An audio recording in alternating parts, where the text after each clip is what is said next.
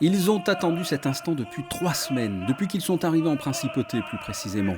Un gala de clôture avec un récital d'extraits d'opéra sur la scène de la salle Garnier devant un public. Ces 7 filles et 3 garçons font partie de la première académie de l'Opéra de Monte-Carlo, une académie éphémère dont le but était de les perfectionner au chant dans la langue française et italienne.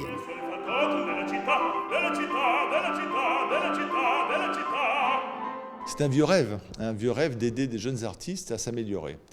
Et je crois que c'est notre rôle ici à l'Opéra de Monte-Carlo de le faire. Et cette année de la Russie nous a offert cette opportunité avec la Fondation pour la culture de Mme Medvedev de pouvoir inviter une dizaine de jeunes artistes, non pas pour leur apprendre à chanter, ils sont tous formés dans des conservatoires, mais pour les aider à préparer des rôles dans le style français et italien. Et c'est vrai que si dans certains conservatoires, ceux de Moscou, Saint-Pétersbourg notamment, on peut trouver des coachs à la hauteur de la situation, dans certains autres, parfois c'est un peu plus compliqué. Donc ça a vraiment été un stage de 3 semaines de formation sur des répertoires qu'ils ont finalement peu l'habitude d'aborder à un haut degré d'exigence. Le degré d'exigence que nécessite aujourd'hui la carrière internationale de chanteur lyrique.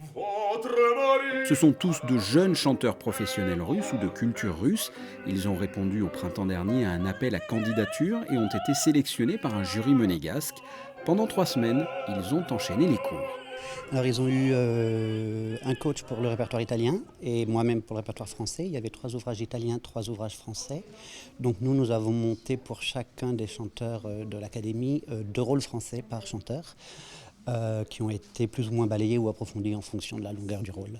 Ça s'est déroulé en phase de session de prononciation, de diction, d'interprétation, une fois que la diction et la prononciation ont été assimilées pour savoir comment est-ce qu'on passe de la syllabe au mot, à la phrase et au sens, et ensuite à la musique. C'était une grande expérience pour moi, c'était une grande chose parce que j'ai toujours voulu venir franchement apprendre l'opéra française, l'opéra italien.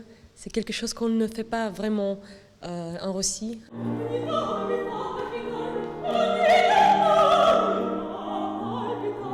On a travaillé avec des grandes personnes du monde de l'opéra, des grands pianistes, des grands gens. Et c'était vraiment incroyable. Il y a beaucoup de gens, mais il y a peu d'élus. Mais en tout cas, on leur souhaite à tous une énorme carrière, beaucoup de succès, beaucoup de joie, beaucoup de bonheur, parce qu'ils ont vraiment énormément travaillé. Et toute leur qualité commence à se développer après ces 3 semaines. C'est vraiment agréable en tant que pédagogue.